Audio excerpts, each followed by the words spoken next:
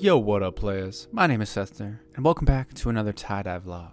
Now last time, we had a couple of downfalls. We fucked up a little bit, but this time, I ain't playing around. I start off with a horizontal fold, which is much easier to execute and harder to mess up. It's also one of the coolest patterns for a reverse tie-dye shirt in my humble opinion. If you watched the last video, I'm sure you can already see the difference between the quality of the pleats and folds. All I have to do for this fold is evenly distribute the pleats from top to bottom and then secure them with some rubber bands. I also managed to find some rubber bands that were properly sized, which was a big challenge for us last time. I was super pumped to make this video because of how much I learned from the last video, both in the dyeing process, but also the recording process. It's such a blessing to be able to create content like this and see my progress, so thanks for being here with me. I'm really grateful for you. Now back to business. I start with a rubber band in the middle to hold everything together before securing the rest of the shirt. I was super impressed with these folds, and the quality really pays off in the final reveal of the shirt. Finishing it off, I just tuck the sleeves around and wrap a rubber band to make sure that it gets a nice little fold and I can dye it all evenly, and then we move on to the next shirt. For this red shirt I found at the thrift store, I'm going to be doing a similar design to the first, with the only difference being the folds will be going diagonal to produce an offset pattern. I wasn't exactly sure how this was going to turn out because I've never put bleach on a shirt like this, but in the end I was super satisfied with the results and it was my favorite of the two. For anybody who hasn't done tie-dye, I highly recommend picking it up. It's super cheap and easy to get into. If you have any old white shirts, black shirts, you can go to the thrift store and pick up some shirts for $2 and you could do so much. You can make such cool clothes. Like, I would rather wear tie-dye than anything else in my wardrobe. Tie-dye is literally impossible to mess up because it's such an abstract art, so I highly recommend giving it a shot. So I finish off this shirt similar to the first, wrapping a couple rubber bands around it to keep all the folds intact, and then we move on to the bleaching process. I told y'all I wasn't playing around. Look at that fold, baby. Damn! I wet the shirts prior to bleaching them because last time the water just beat it off the shirt because it was dry, and I just go ahead and do the bleach over the entire shirt and make sure that I'm getting it penetrating deep enough to where I can get some nice ribbons of color. I give it a quick once over, and I'm also looking in between the pleats a little bit to make sure it's penetrating deep enough, and then I flip over and do the same exact thing on the other side.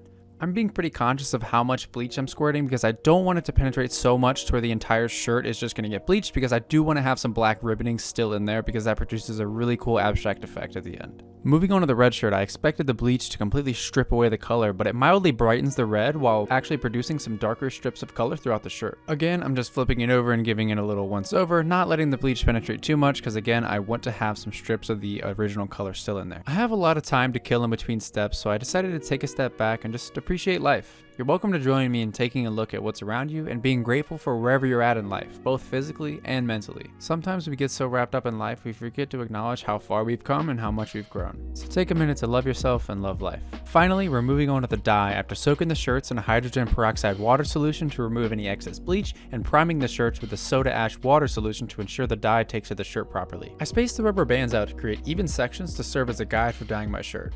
I used daffodil yellow and orchid with the goal of creating a faded color scheme. However, the orchid was a bit more purple than the website indicated, which left us with a darker Halloween sort of vibe. I'm going a bit overboard with the dye to ensure that there aren't any sections of the shirt that would be left with a normal bleach color. Comment down below your favorite color schemes and I'll use one for the next tie-dye I do.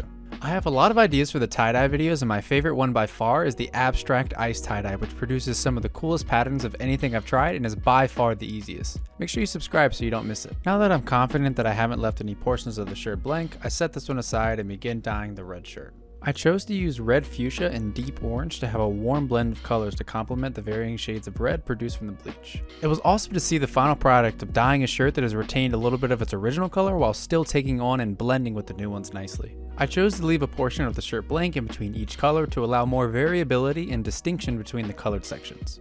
I chose not to flip the red shirt over when I'm dyeing, but instead to go heavier on the top layer and let it soak through to ensure that I don't accidentally mix the colors. Both shirts are looking absolutely amazing, and I'm pretty confident that they're thoroughly dyed through, so I take a second to box them up in a somewhat airtight container, and I cover them with a plastic bag to ensure that they retain a bit of moisture and dye throughout the curing process. From here, all there is to do is wait 24 hours, and so I take a second to finish up, show my wonderfully dyed hands, and we move on to the next day. Picking up right where we left off, I begin rinsing out the black shirt. This is the most exciting part of the process because this is when I get the first look at the shirt, and they always look better than I could have imagined. It takes a lot of self-control not to just pick up the shirt and look at it, but I like to rinse out all the dye first because the colors appear a bit darker when they're still retaining a lot of that dye and moisture. I keep rinsing until the water is basically running clear, at which point I introduce a bit of Dawn dish detergent to neutralize any leftover dye and rinse everything out. I make sure not to use too much Dawn as it isn't very good for the fabric and leaves the shirt feeling a little bit rough. Once I'm confident that it's soaked through with the Dawn, I leave it to soak for a while I repeat the process with the next shirt.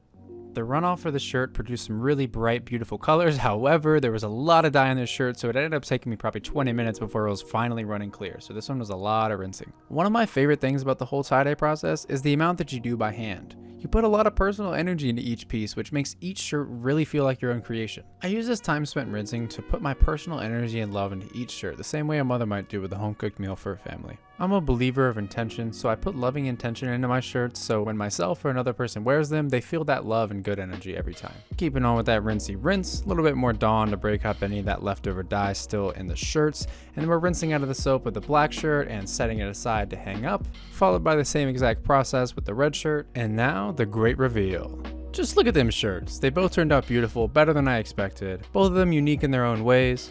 My favorite is definitely the red shirt because of the subtle variation in color and the awesome patterns all throughout. Here's a quick look at the back of the shirts at a slightly different lighting. It's crazy to think with such little experience and little effort I can create something that's so beautiful and fulfilling to make. Let me know down in the comments which is your favorite, and here's the full reveal.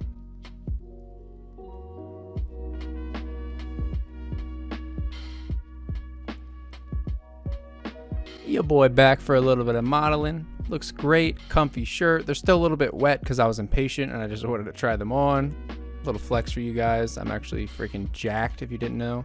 Took the hair down for this one. This one is absolutely my favorite. I think it looks awesome, especially when I'm wearing it. Hit a little T-pose for you guys, a little spin around, and it kind of looks like some tiger stripes there in the back. Wasn't my intention, but dope nonetheless. Little bird's eye view, and as you can see, I am very pleased with my shirts. Thank you everybody who stuck around to the end. I really do appreciate you, and let me know what you thought of the video. I'm trying a lot of new things and ideas for the channel, and I really appreciate any and all feedback, especially for the people who really have been sticking around. Most of the people who stick around to the end are the people who care, and I just want you to know that I genuinely appreciate you. I'm very happy and grateful that you're here, and I hope that you're enjoying all of my content, and I really appreciate the time that you spent to watch it, because this is my dream and I can't do it without you. Thanks again for watching, and I'll see you guys in the next video.